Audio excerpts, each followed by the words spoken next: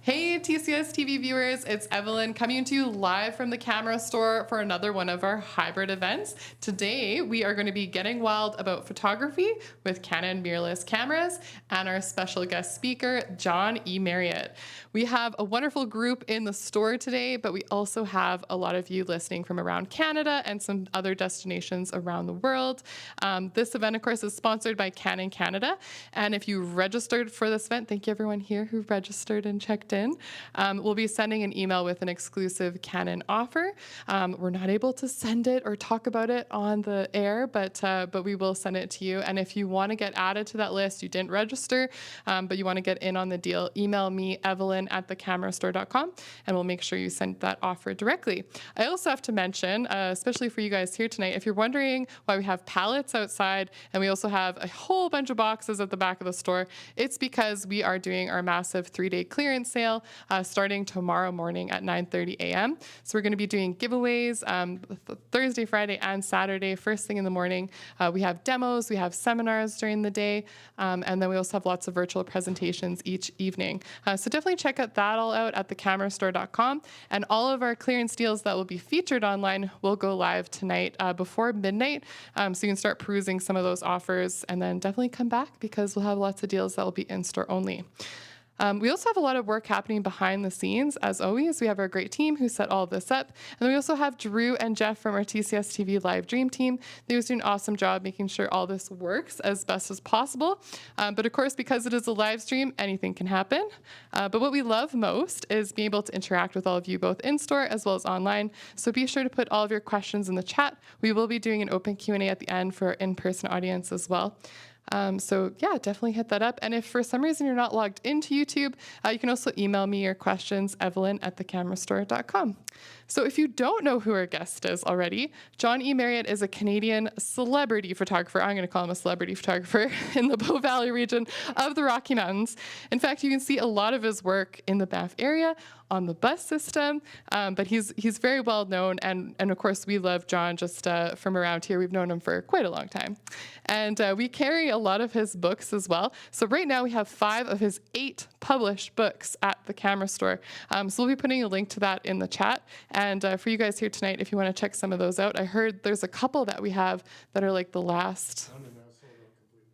Yeah, sold out completely. So definitely check that out if you want to get your hands on one.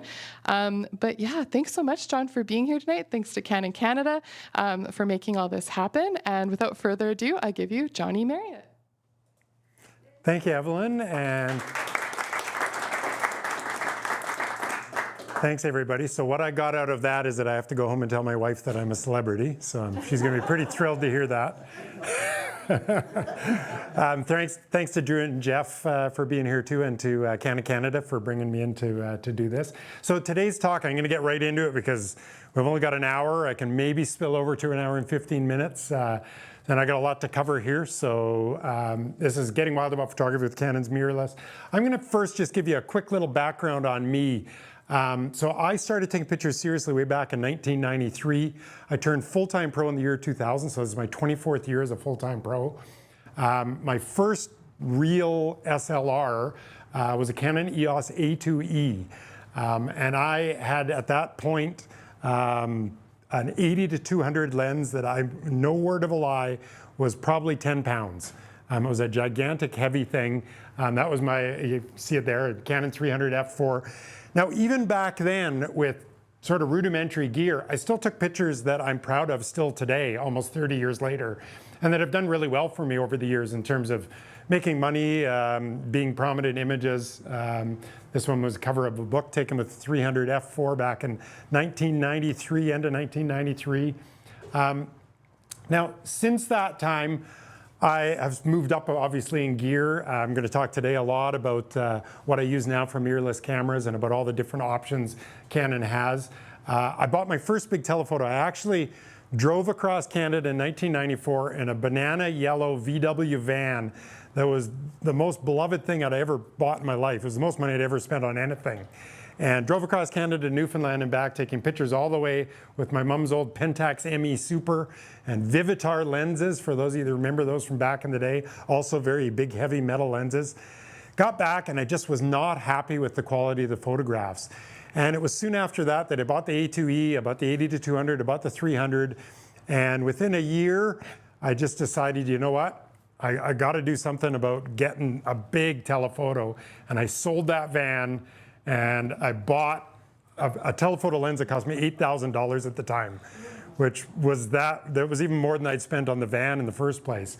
So I went out and spent $500 on a car and drove around taking pictures all over Banff and Jasper and so on. So when I started out, I was very much addicted to the big and the furry. I would literally drive around the corner and avoid the most gorgeous sunrise you've ever seen because I thought there might be a bear somewhere down the road. So I didn't do any landscapes. I didn't really even do small animals. I just did the big stuff. And then I slowly, as time started going on, as I started thinking about becoming a pro, had to branch out. I started going out into the prairies and going beyond the Rockies and doing other types of animals. This is swift fox pups. Doing birds, getting into small birds, big birds, everything from eagles to, this is a varied thrush. Started doing lots of landscape stuff, and I got quite into the stock photography side of thing where I would even sell images that included people in them. So that was sort of this phase of my career that lasted until about 2002, 2003. And then I was kind of fortunate enough to be able to return to my true passion, which has always been the big and the furry. And now I can kind of just go do what I want to do. So it's kind of led me to, well, pretty much the entire country. I've gone all the way out to Newfoundland and the puffins and the humpback whales and all that stuff out there. Spent tons and tons of time on the West Coast on boats and sailboats and islands and all kinds of things. Done spirit bears. I've gone up and done polar bears. muskox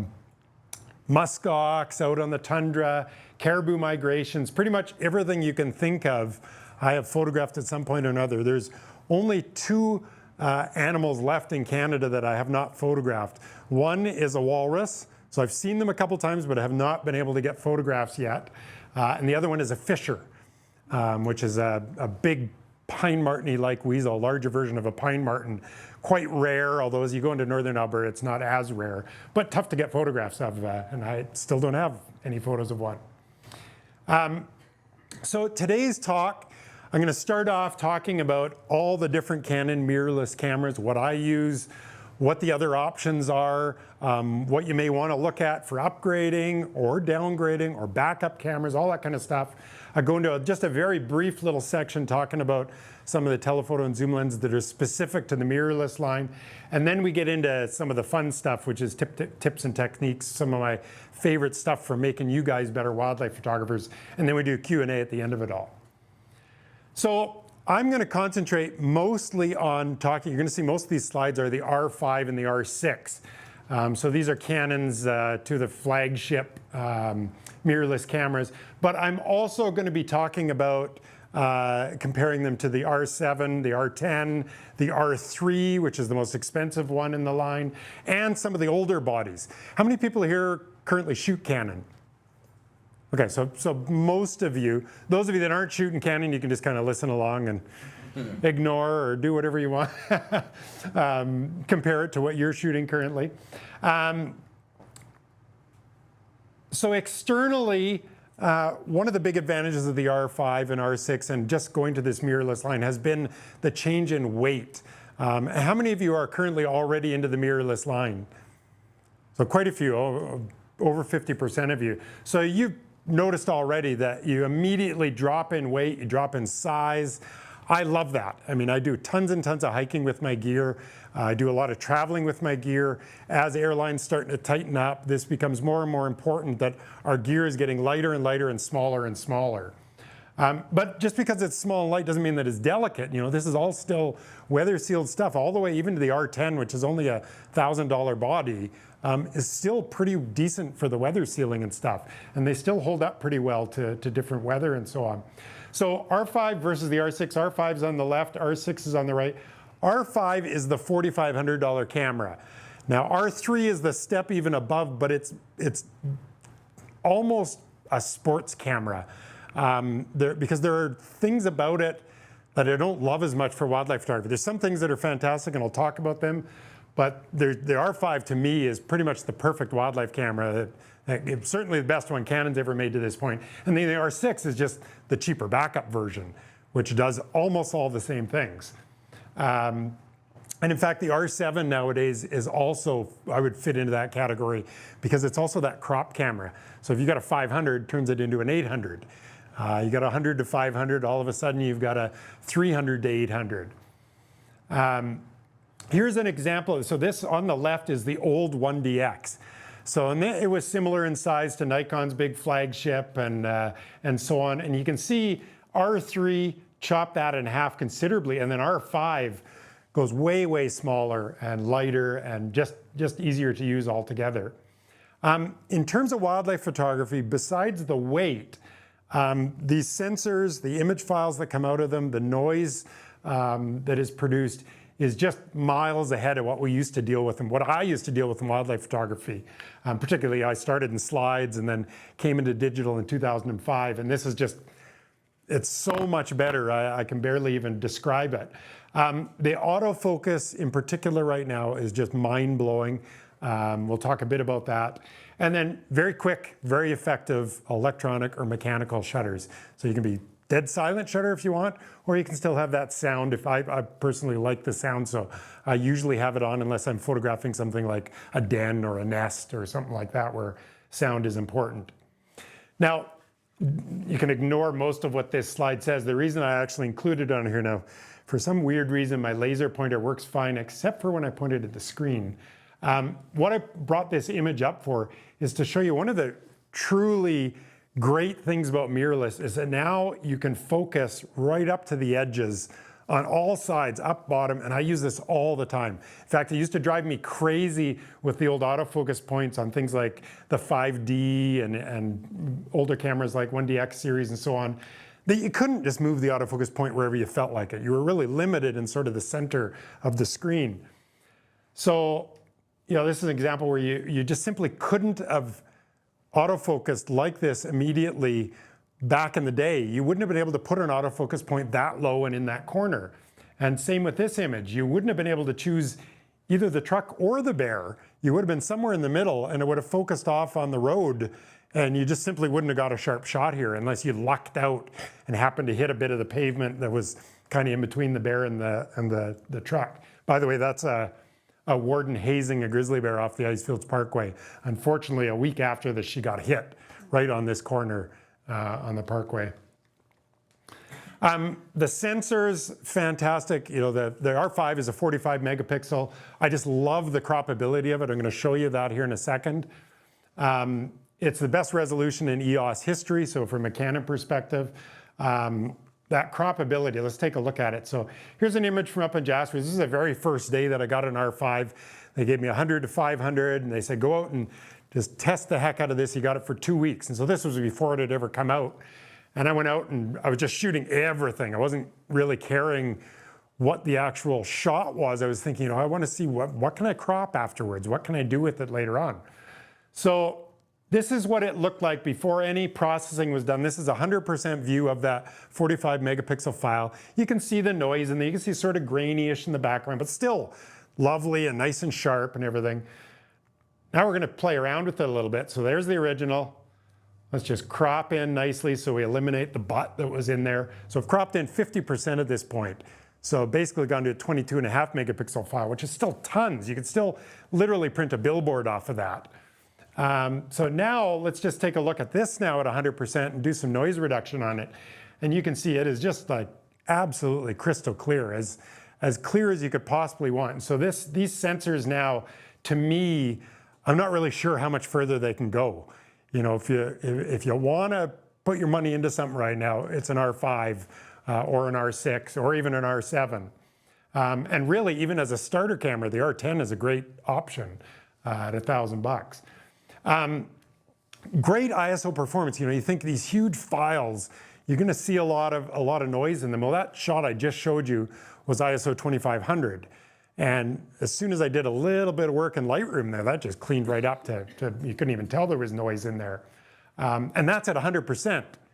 And I want to quickly mention this. I don't have a slide about this, but you do not need to be viewing noise at 100%. So I'm just going to give you guys a quick example. So this owl shot right here from Rob Hadlow. So when you go and look at a print on the wall, unless you're a nerdy photographer, which all of us are, you don't go up and look at it from this far away. All normal people go, oh, look at that beautiful print on the wall from like 8 feet back. Well, so if you really want to see what your noise is going to look like in one of your images, pull it up 100% on your screen and then go stand 5 feet back and stare at it and see what noise can you actually see. So you don't have to go so crazy on pulling all the noise out and making sure that it's razor sharp at 100%. Do a test print and you'd be amazed at what you can get away with noise and sharpness wise. So I regularly shoot the R5 2500 to 3200. I've pushed it actually as high as 20,000 and gotten a usable publishable shot out of it. Here's one that was ISO 5000, this one that I led off the show with. And here it is at 100% with a bit of noise reduction on it. And it literally can't see any noise anymore. And yet you still got great detail in the bear. You can still see the water droplets on it and its chest and stuff. Now the R6 drops down a bit. You go down to 20 megapixels, but it's still a great camera. Just not quite as much croppability as you get with the R5. R7, you're back up to 32 megapixels. So again, you get some of that croppability. And R10 is 24, I think, something like that. The R3 is actually quite small. That's one of the things I don't love about the R3 and why I say sort of almost more suited to be a sports camera than a wildlife camera.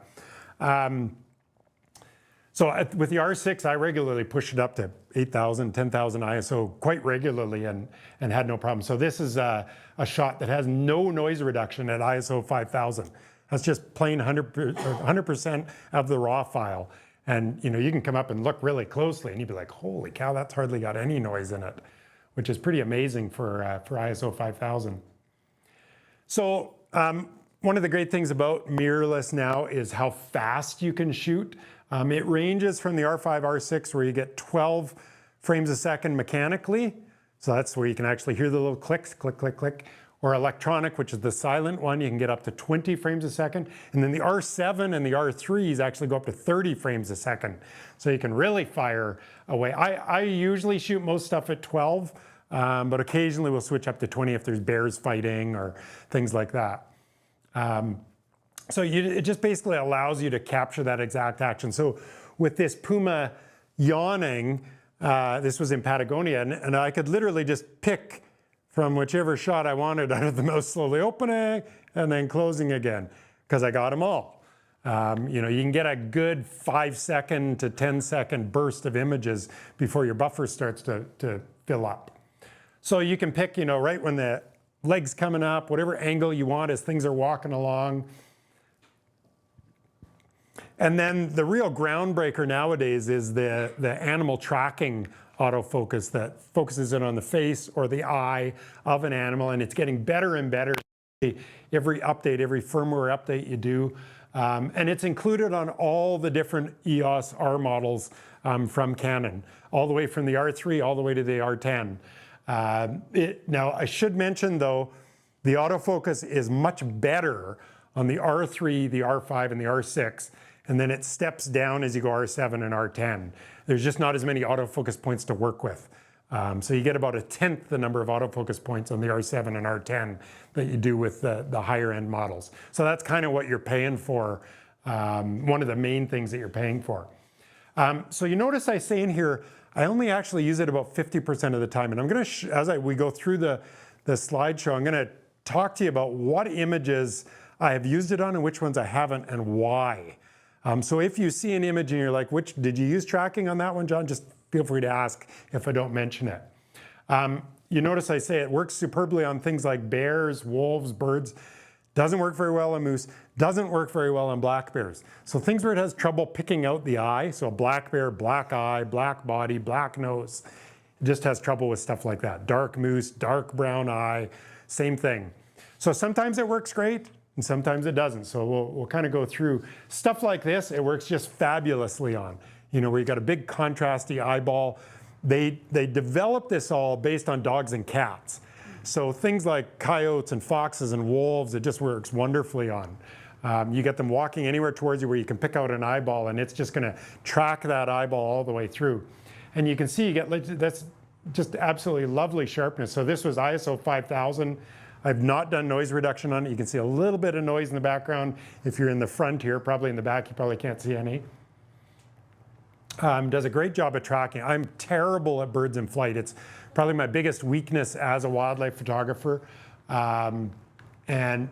With this stuff, all I have to do is keep the bird in the frame and the tracking does the rest. So as long as you're not clipping off wings and stuff, it's just incredible at locking onto the front and to those eyes.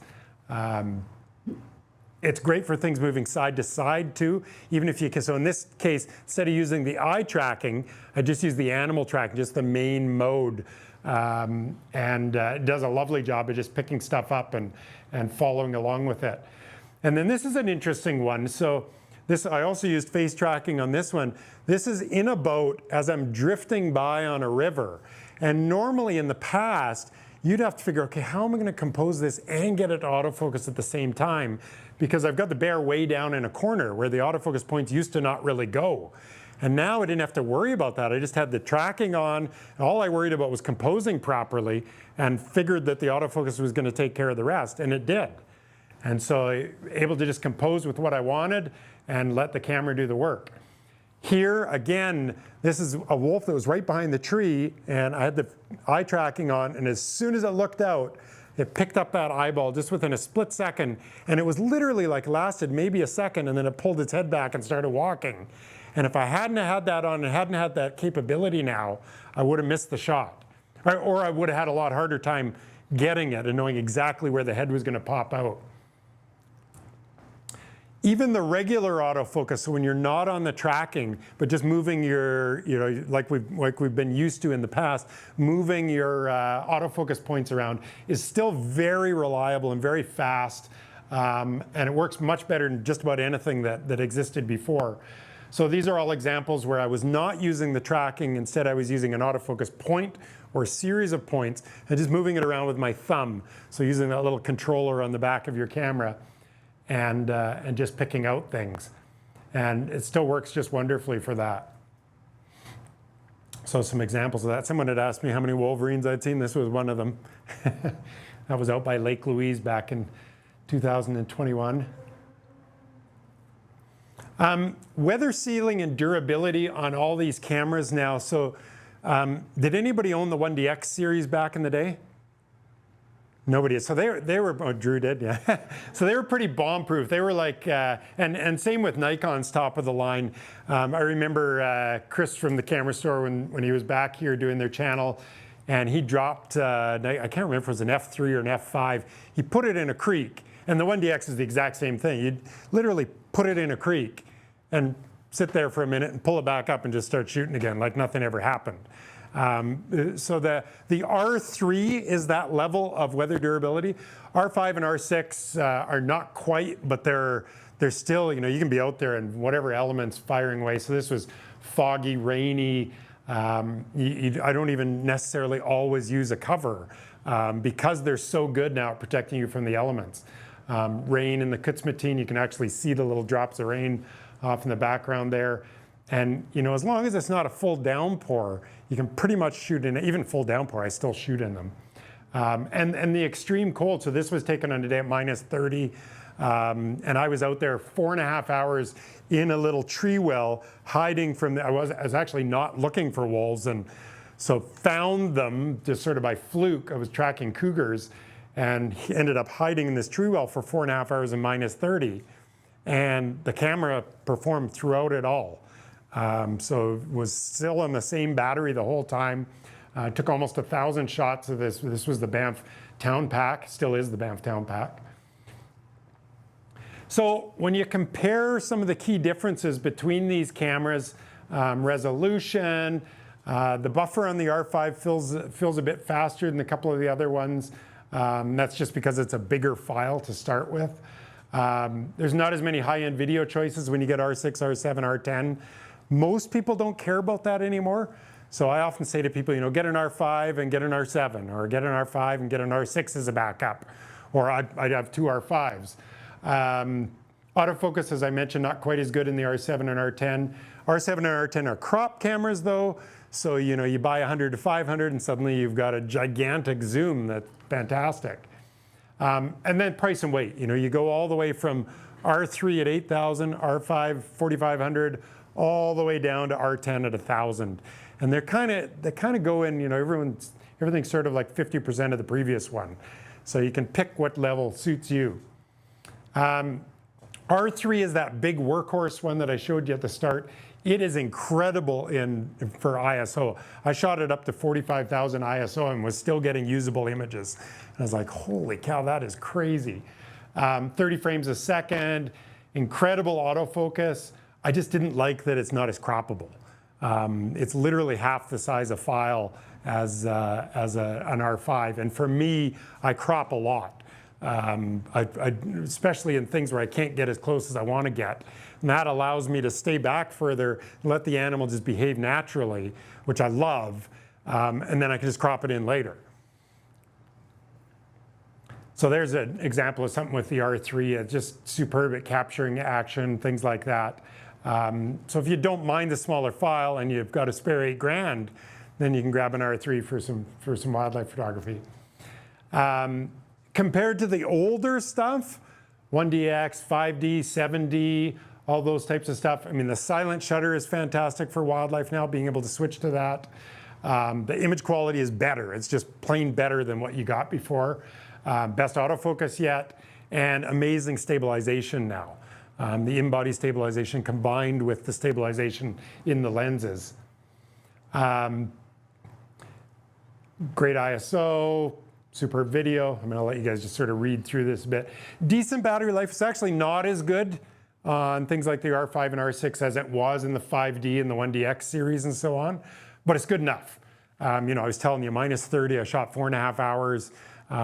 Polar bears at minus 40, I was getting about 2.5 hours per battery. Just kept an extra battery or two on my body at all times. Whenever you get a break, you go and you charge your batteries up. And I always have 2 R5s and I have 5 batteries. So I always have like 3 or 4 charged fully ready to go. And everything works seamlessly with the old EF lenses too. I still have an old EF 500. It works great with that. So my final say on all this, in my opinion, if you can afford an R5 or R6 or R7 and you're still shooting with non-mirrorless, you should be upgrading. You're costing yourself good images. I mean, this of course assumes you can afford it, but you're gonna get better images with these cameras. It's one of the few times in history where you can actually say, the camera really can make a difference.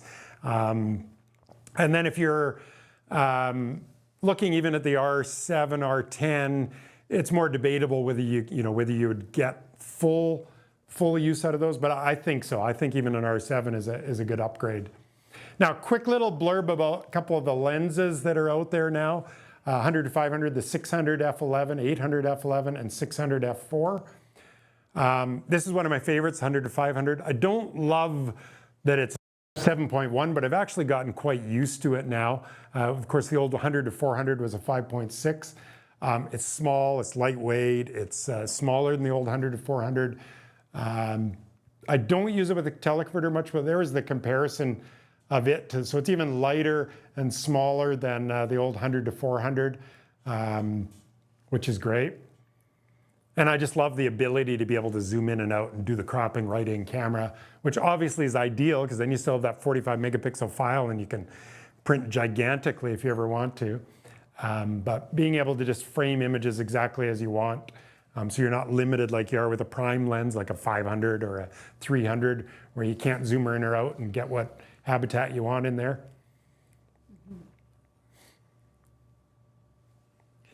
So Canon also has these 2 primes that are quite slow, f11. These are lenses you don't want to be using in low light, but I actually tested them and I was surprised at the quality of images that you can actually get, especially for the price. And I'm just gonna show you a couple quick things with this. So they've got great IS built right into the lenses. They're very affordable. I'll show you the price in a second. Super lightweight, super small, and the lens actually, so the lens pops out and then retracts back in when you're not shooting. So it's very small and compact when you're not shooting. So here that's the 600 on the left. So it's smaller than a 500 ml water bottle, one of those little teeny things. And then that's the 800 on the right. So just barely bigger. This is the real, if you want to get heavily into wildlife photography and you just can't afford one of the big primes, or you even just want something bigger than the 100 to 500, you want an 800 f11 to be able to zoom in and do some bird photography, things like that. As long as you're shooting during the day, like, daylight hours, I don't mean during the day itself. Of course, during the day is fine if you've got the light for it. But as long as it's not, pre-dawn, post-dusk, you're fine with these lenses nowadays because you can push the ISO so much. So here's just a couple of examples of stuff that I shot with them. You get good clarity, good sharpness. I got both of these for 1 day. Imagine the pressure. Canon sends me these 2 lenses and says, we need 5 images from each, and it has to be of wildlife. Oh yeah, and you got them for a day. You have them for 24 hours. I'm like, oh my God, like what if it rains all day or what? So thankfully I found a few things, but this is an example of this. So this is the 800 mil. That's it at a full 100% at ISO 2500 on the R6. So that's a 21 megapixel file. You can see lovely clarity and sharpness even off that 800. So I would recommend those. I wouldn't say I would highly recommend them because it really depends on your situation. If you can afford it, I always say go for the 500 f4 or 2 to 400 f4 or whatever, but those are big, they're heavy, they're not very affordable. So if you just want to get into the game and be able to do some good wildlife photography without breaking the bank, they're awesome lenses. Now the old EF lenses, So you need an RF adapter, which is basically just a clear piece of plastic that's like half an inch or an inch thick, fairly inexpensive. Autofocus and IS work the exact same. So these are just some shots with my 500 f4. You basically just operate it the exact same as any of the RF lenses. I am desperately waiting for them to come out with some fancy new RF thing that blows my mind, like a 2 to 500 or something. So we will see what happens in the near future. So let's get into that. How are we doing time-wise? What are we at here? 7:30. Okay, perfect. Good. So this is just some of my favorite tips and techniques I sort of gleaned. I mentioned to you guys I got basically a 6-hour talk, and so I was just going in and picking out little pieces here and there from the talk to some of you will have heard some of these before. I know at least a few of you have been to some of my talks before. So number one, and this is one that I've been saying at talks for 20 years, and yet still when it's minus 35 and blizzarding it out, I'm the only person driving around out there. Even though I've been telling people for like 20 years straight, like when the weather is terrible, that is when you really should be out there for wildlife photography, because that's when you really get the cool stuff.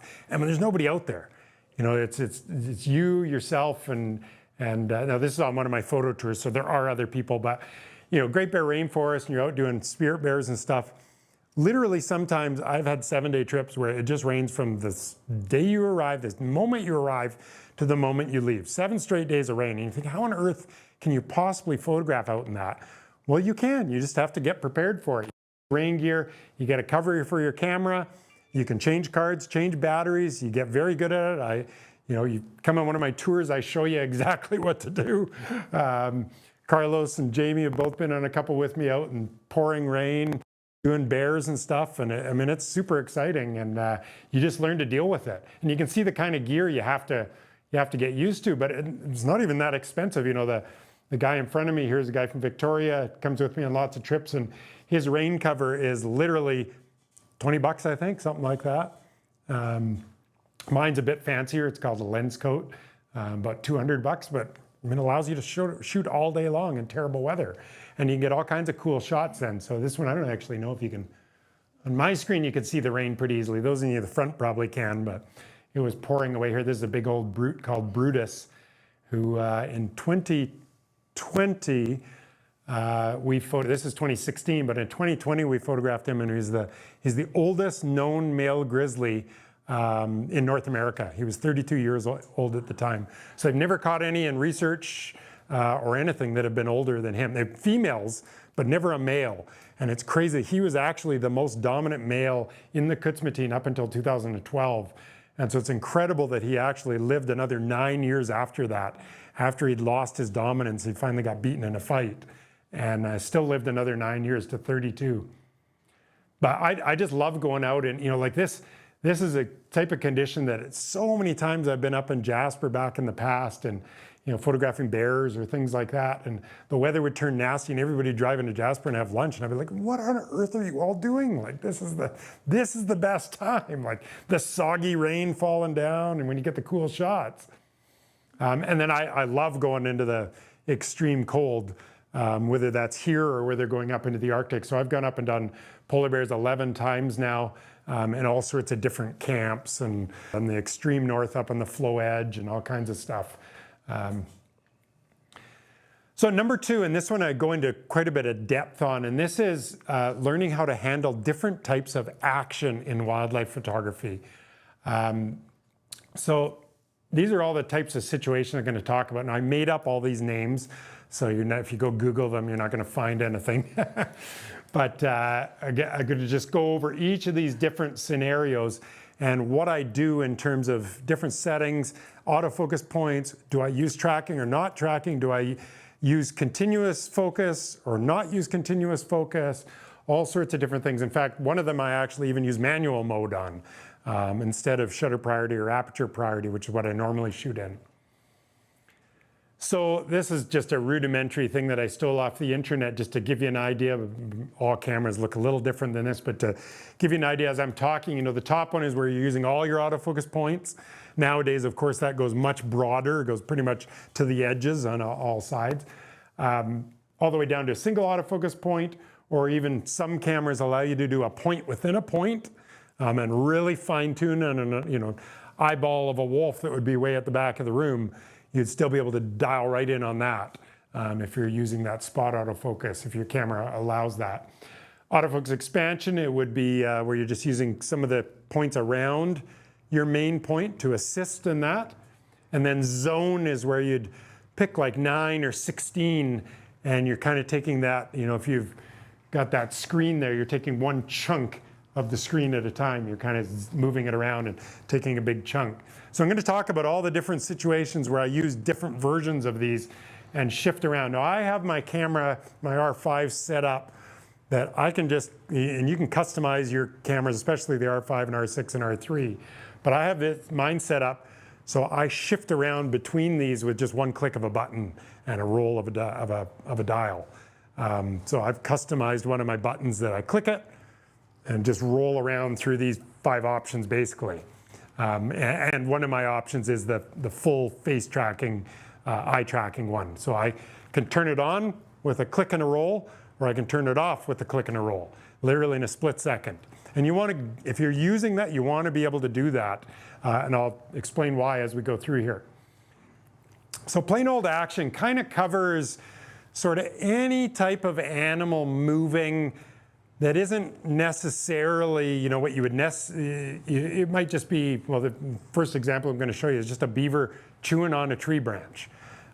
So it's not really what you consider to be, it's not some eagle flying through the sky at high speed or anything, but it's still action. It's still an animal moving. So sometimes I use one autofocus point, sometimes I use multiple. I often fire in big bursts. Sometimes I use the continuous autofocus and sometimes I don't. So we're just going to go image by image here. One thing I do because there's movement is I use a fast shutter speed, so 1,000th of a second generally for this stuff, or more if I can get it. So even though you would think, it's just a beaver eating a willow branch, that's still movement. So you still have to freeze that action. If you shoot that at a 400th of a second, half your shots are not going to be sharp because of the image movement, not because you didn't get the right autofocus or whatever. Now in this one, it's too bad my laser isn't working on this, but you can see on this, what I generally do in these types of shots is just do a single autofocus point and just go for the eye. So kind of, common sense wildlife photography. And if it shifts the branch around and it gets in the way a bit, I may reconsider. But generally, you're on one plane of focus. Really here, you could do continuous autofocus or just single shot autofocus. On Canon, it's called one shot mode. So you got continuous L servo mode, or you got one shot mode. This type of shot, you could shoot in either. Wouldn't really matter because the animal's still on that same plane. This one's sort of similar. You've got a sapsucker sticking its head out and popping it back in, sticking it out and popping it back in. And so it's action. So again, you have to have a higher shutter speed to freeze it, but it's happening right at the same spot all the time. So you don't necessarily need your continuous tracking on. In fact, if you have it on, your camera might get fooled and pick up, again, my laser, pick up the start of the hole, or when the bird disappears for a second, it might pick up the back of the hole and then not adjust quickly enough in time when it pops its head out for that split second. So this is very similar to the beaver. There's a couple of sort of, you can shoot this almost as you would just a normal shot of just something just sitting there. Pick an autofocus point, set it where you think the head's going to pop up, get your settings all right, and then just fire a burst every time it pops up. Now this one, you probably want your continuous autofocus on the servo mode, as it's called in Canon, so that it's tracking it as the bull elk is walking along, because it looks like it's walking on a plane parallel to us, but it may not be. It may be just shifting its head a little bit. And as we all know in wildlife photography with depth of field, sometimes an animal just doing that can completely throw off your autofocus. You thought you had it in focus, and now all of a sudden it's the back of the antler that's in focus instead of the eye because it shifted its head. So that's where I say that continuous autofocus. This is another one where I'd probably just use a single autofocus point, maybe one with the 4 assists around the side just to help lock right in on the head there. And then here's one that gets really tricky. So this is still plain old action. There's not, the bears are not running in from the side. They're not chasing something. They're not going far back or far forward. They're pretty much in the same spot, and they're just kind of twisting around. And this is actually quite difficult to photograph. You do not want to use so in all the previous 3 examples, you could be using your eye tracking for that. This one, very, very difficult to use the eye tracking on, because it doesn't know, first of all, which bear you're talking about. It also, just because of the nature of the movement and stuff, is going to pick up paws swinging in front and things like that. And that's where it gets really tricky. So what I usually do in these types of situations is I decide on one bear, and I usually decide on the back bear, the one that I can see more clearly. And then I'll usually go a single autofocus point with 4 assist points. So I've got a little bit of leeway, and I try and keep it on the head, and I move it with my thumb. And try and keep it on the head and shoot in bursts. And then if they shift around, I'll just shift my autofocus point and move to the other bear. So whichever bear is sort of the most prominent and most visible, sometimes I'll just stay on one bear and just keep it on that bear the whole time.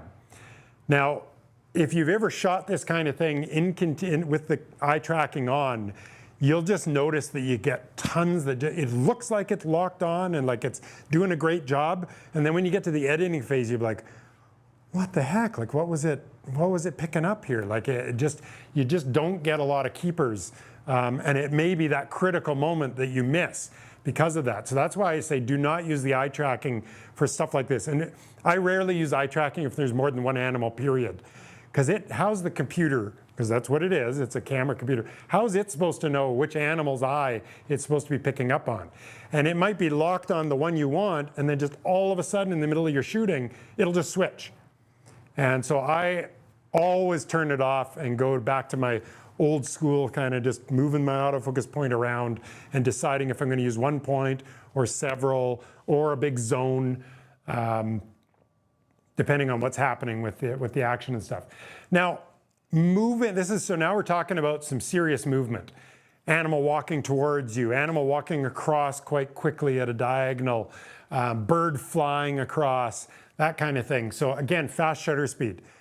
I would say 1,000th minimum for this type of stuff.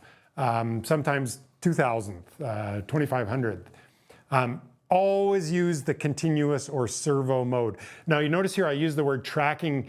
Don't let that confuse you. Sometimes you will, I use the word tracking kind of for the continuous servo mode, but also then we've got the separate eye tracking. Some of this stuff will be eye tracking, some of it won't. So I'll describe it as we go through. But always in continuous or servo mode for this. What's it called? Who shoots Nikon here? What's it called on Nikon? AFC, yeah, AF continuous, yeah. So I often use more than one autofocus point if I'm not using the face tracking, and that is because it's just so hard to use one single autofocus point or even one with the assist ones and keep it on the animal as it's flying through the frame or as it's running across in front of you or walking straight towards you or whatever. And I say at the bottom there, don't hesitate to shoot in bursts. Sometimes I just literally hold my finger down until the action has stopped. And that way you don't miss it. And then you can always get rid of the crap. It's very hard to be, waiting for that perfect moment and, oh geez, oh shoot, I missed it. By then your burst is too late. So some of it's fairly easy. If you have a bigger animal walking straight towards you, you can just put on that eye tracking and you can just fire away. And I often like to wait till the paw's coming forward and you get that shift coming. Where the animal doesn't look awkward with all 4 on the ground. You can't really tell it's moving. Here, it's very clear it's moving, very clear it's coming towards you. Pretty easy to lock this one in. You've got eye tracking. Even if you don't have the eye tracking on your camera, this is a pretty easy one to lock in. You'd pick your autofocus point and just keep it on the head, kind of right between the eyes there, and let the continuous autofocus do the job for you. Does that make sense to everybody? Yeah. Same with this one. Now this one is a little bit different because now the animal's walking diagonally towards you and kind of walking along these rocks sort of at a slight angle. But again, as long as you keep it on the head. Now this one, I remember this, and this was pre-eye tracking. So I had to use autofocus point. This one would actually be, I'm not sure now, thinking about it, would I have eye tracking? Would it work on that? Because this bear's eyes are kind of in the shade. You can see even from right now, it's tough to see the eye. And so I don't know how, because what often happens with the eye tracking is it then shifts to the ears. And it's great if you've got some depth of field, but if you're right at f4 or f5.6 or whatever your lowest setting is for your f-stop, you're not going to have any depth of field. And that ears are, I mean, that's great that your ears in focus, but it's not a great shot if the eye is out of focus. I think most of us know now by this point in wildlife photography, that eye is critical to have. If you can see the eyes, then they should probably be in focus unless there's some other really amazing thing that's in focus that tells part of the story. Now here we start getting into really difficult stuff. So you start getting birds flying. I mean, I mentioned I'm not great at birds in flight, but I've had lots of practice at it. And so you still, anybody can get some good shots if they get enough opportunities. So this was also pre-tracking. This is one nowadays I would shoot all day long with eye tracking on, the animal tracking. And it would just lock onto these and do a wonderful job. And I'd have a really high percentage of keepers as long as my shutter speed is high enough.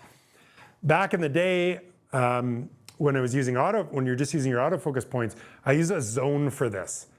It's just so much easier to have all you have to do is make sure part of the eagle is in your zone, and it's going to at least get the wing, and then you've at least got a chance of the head being sharp.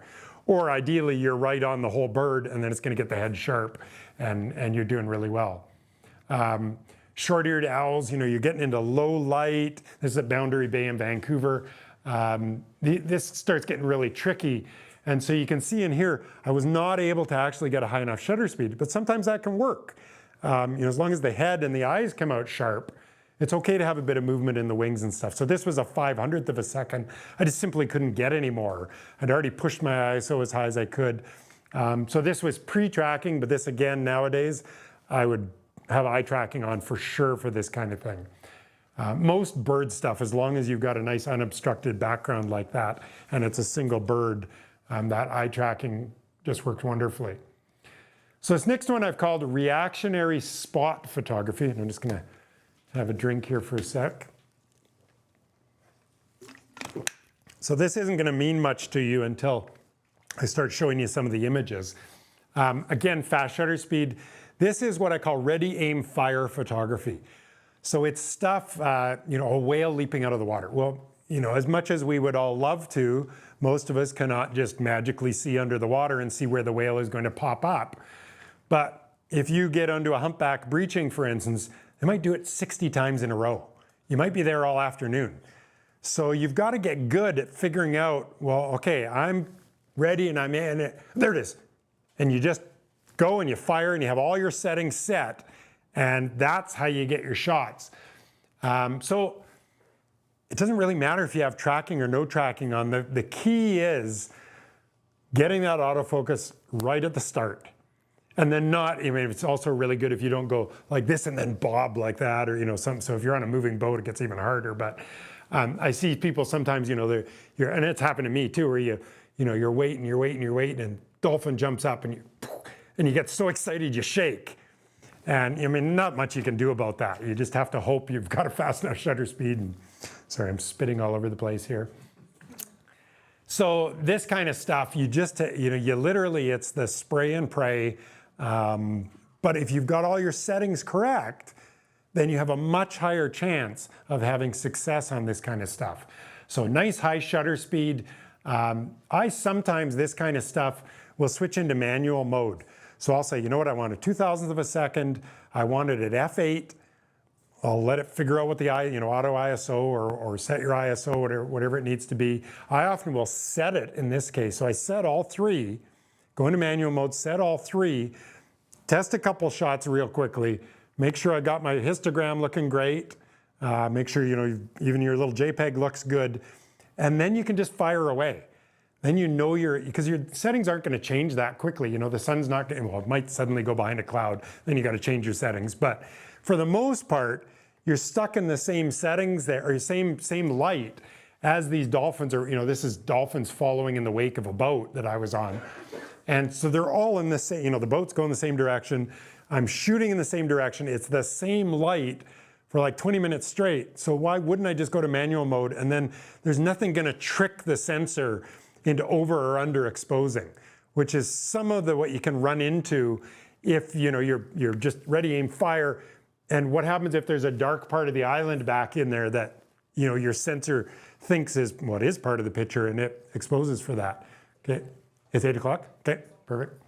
Okay, so we'll go quickly here. Humpback whale. So great example of that. You just keep firing away and have your settings. This was a 2,000th of a second. Bubble netting, another, like a lot of this water stuff, when you get out there and you're doing things like whales, like you just can't see where they're gonna come up. So you have to have this ready, aim, fire philosophy. And that's why I call it this reactionary spot photography. It's gonna happen in one spot, but you have to react to it. You don't know what spot it's gonna be. You just have to be ready for it.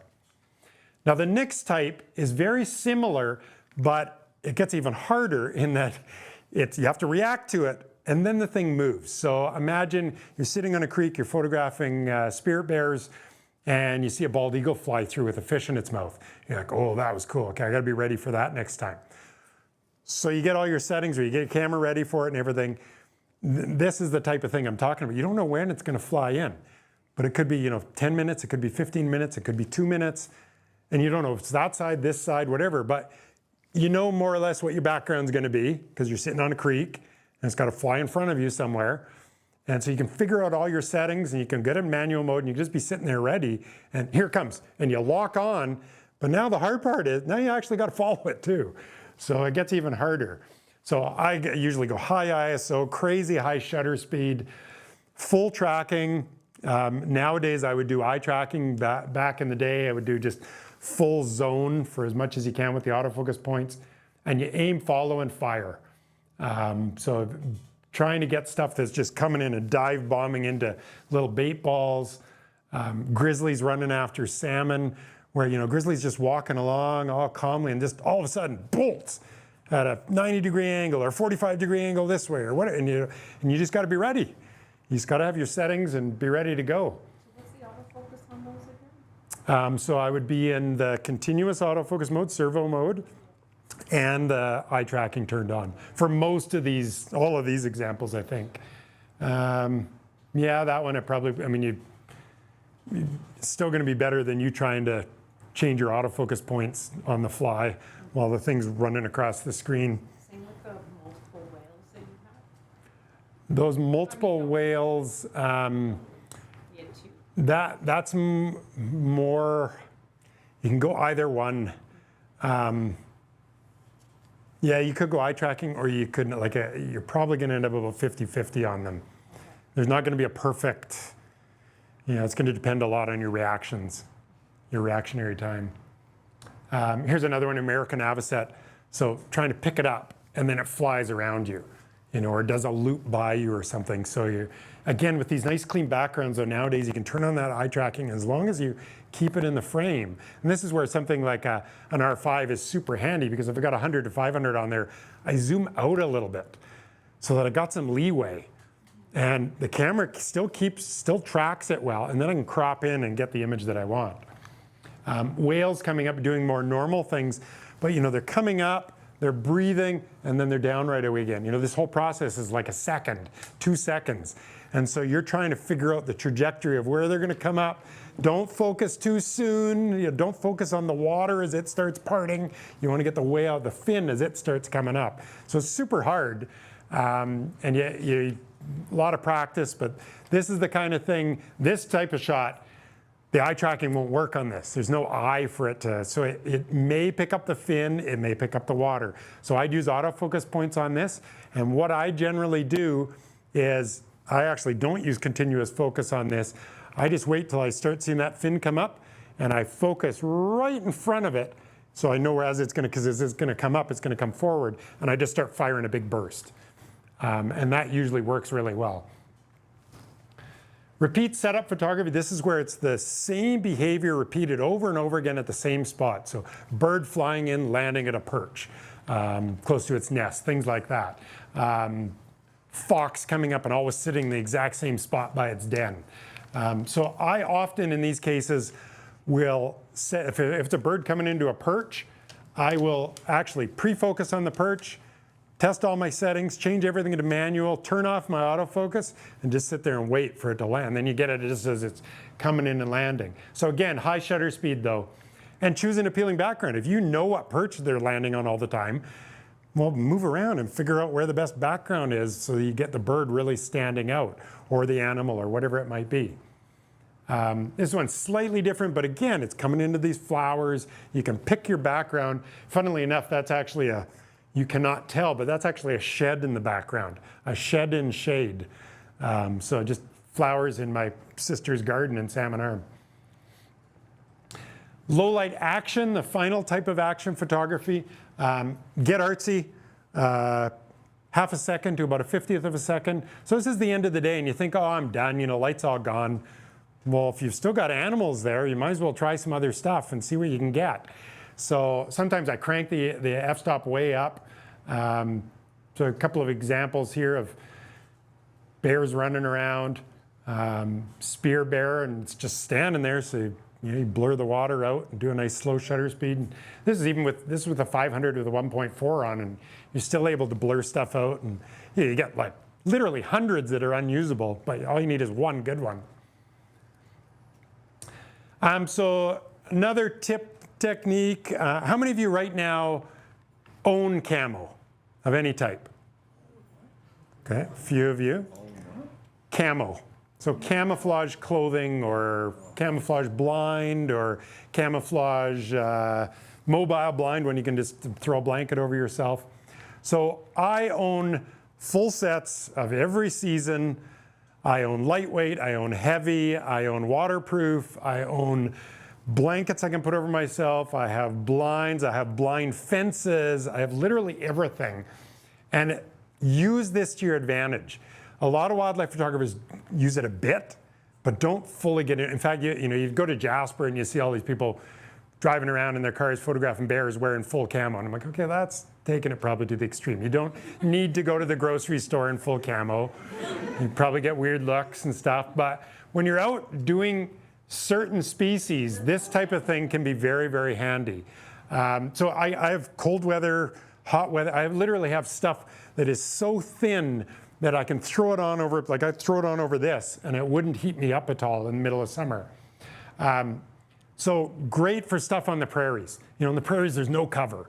So you got to kind of try and blend into your surroundings best you can. So burrowing owl nests. This was actually, what I did on this one is I draped an entire camo blanket over my vehicle, parked it, ran out quickly, draped it over, opened the one window that I already had a hole cut into my blanket. It's like a $30 blanket from a hunting store, and cut a big hole in it where I was going to stick my lens, stuck my lens in, climbed in the back of my car and just waited. And within 10 minutes, they were all popping up going, what's this thing out here? And then within 10 minutes, they were looking around and, just totally accept it.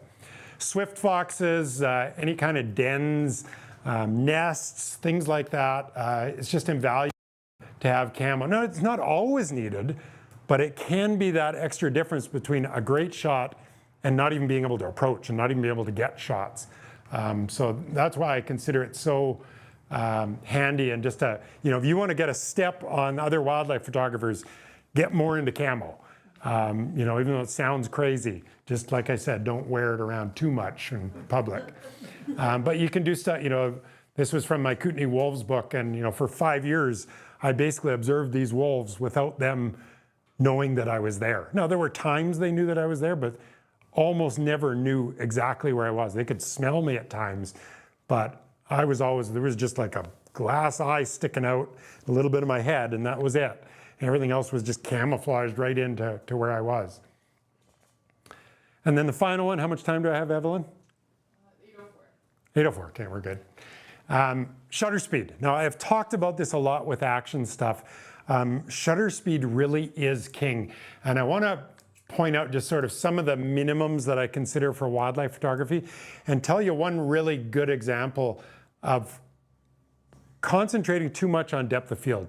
So I often, on my photo tours, this happens all the time. Mother bear will come out with 2 cubs, and we'll be sitting around at dinner and people are like, I was really disappointed because I just couldn't get all 3 in focus. Like you can't try and get all three in focus. So I want all of you to just do a little exercise with me right now. Just stick your finger up and look at it. Is everything perfectly in focus behind it? Of course it's not. Like we are used to, as humans, to constantly be looking at stuff. You know, it's actually abnormal to think of tilt shift lenses and for everything to be razor sharp all the way through a photograph. Like that's not actually how we see. Still looks great in a photograph, but in wildlife, you can totally get away as long as you have the main animal, whatever you consider to be the main animal. As long as it's in focus, everything else in front and behind can be totally out of focus or various phases out of focus. So for shutter speed, it has to take priority over depth of field, almost always in wildlife photography. So I want to tell you a story of an example. I was on a photo tour. It was actually one of the first photo tours I ever did out in Lac Lejeune by Kamloops, and it was loons and woodpeckers and sapsuckers and ospreys and all sorts of stuff. More birds than I normally do. But we had a loon nest that we've been watching every single day. And when the first loon finally hatched, a little chick crawled up on its mom's back, and it was like 5 in the morning, and it was windy as heck on the water. We're just bouncing up and down on the water. And I told there was 2 different boats, and one was my boat, and the other one was the owner of the company that had hired me to do this workshop. And I told my boat, I was like, don't worry about, like, just pick which one you want in focus, because the mom is here and the chick is back here. And I'm like, you're not gonna be able, like, we don't have enough light right now for you to be shooting at f11. And like, we're bobbing up and down. You just gotta get one of the 2. Pick one of them, get them in focus, and you'll be happy with your shots. So this was what my boat got. So the mom's in focus. The chick starts to fade a little bit out of focus, but still looks fine to the regular eye. So when we went back that afternoon and we're having lunch and everything, and my room happened to be beside the owner of the company, and I could hear him literally swearing in his room. F this and F that and all that. And I was like, what is going on? So I finally went and knocked on his door. He's like, oh, I just blew the whole shoot and stupid thing. Like, not a single thing is in focus. And I'm like, well, show me some. So looking at the images right away, I could tell it was all motion blur. And I'm like, what are your settings here? And he's like, wow, I was shooting everything at f16 to try and get both of them in focus. And I'm like, so what, like 1/100th of a second. And there was literally not a single shot in focus of his entire morning. And so you have to always keep that in the back of your mind. Do not get caught in that trap of starting to think about depth of field too much, and all of a sudden your shutter speed creeps down and you miss that golden moment because you're only shooting at a 200th of a second. And it even still happens to me at times. So don't beat yourself up if it happens, but keep it in mind at all times. So critically important to always freeze that action, because motion blur, other than if you're being artsy, it just kills the image. So anything from coyotes walking, look at the snow lifting up behind, getting frozen in midair. If you can see it down by the foot there. Anything at all, whether it's still or whether it's not. You may think, okay, lynx laying down sleeping, not moving. Well, is it moving? Of course it's moving. Like, think about ourselves. Can you sit perfectly still? Can you not breathe and have your stomach go up and down? So imagine a lynx sitting there. As it's breathing, it's literally head is going like this. It's moving constantly. So there are times if you don't have any other choice, shoot at a 1/10 of a second. But if you've got a choice, then watch that shutter speed. Very critical. Now, here's an example of where I just did not have a choice. So this was 4:30 in the morning out on the coast. We had just left the dock and ran into a pod of orcas. And I'm shooting with my 500 because you have to stay a minimum distance away from the orcas.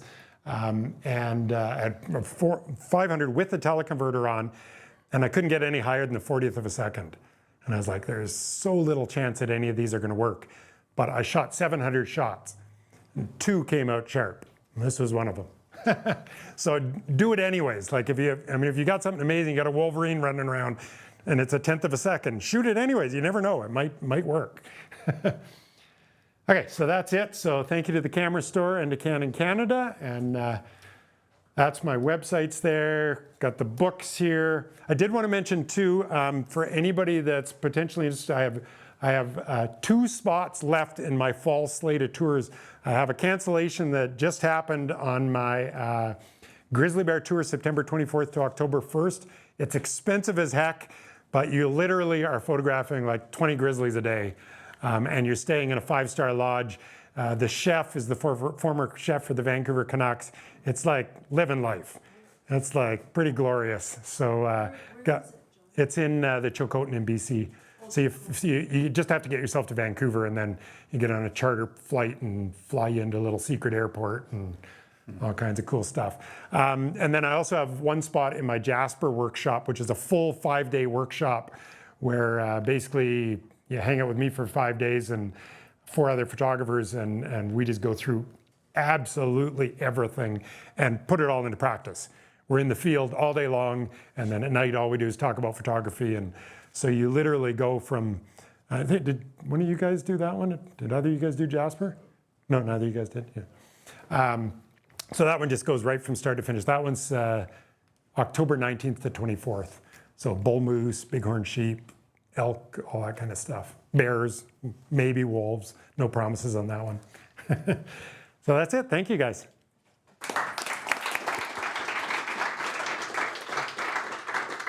Thanks so much, John. Before we end our live stream, I did have a couple of questions that came in.